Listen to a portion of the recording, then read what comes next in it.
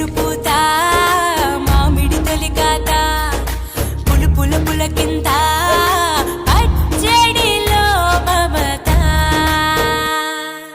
తీపి కారము పులుపు చేదులు ఉప్పు వగరులాగా ఈ జీవితం కష్ట సుఖముతో సాగేటి నావా అదే అదేగా ఉగాది మనకు బోధించే మంత్రం ఇదేగా మనిషి మనుగడకు ఆది అంత సూత్రం విళంబిన మా సంవత్సరం విజయ పరంపర ప్రారంభం 6 రుచులతో అయిను ఆరంభం ఓ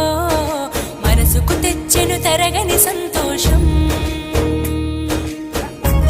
ముందర వెంకలాగా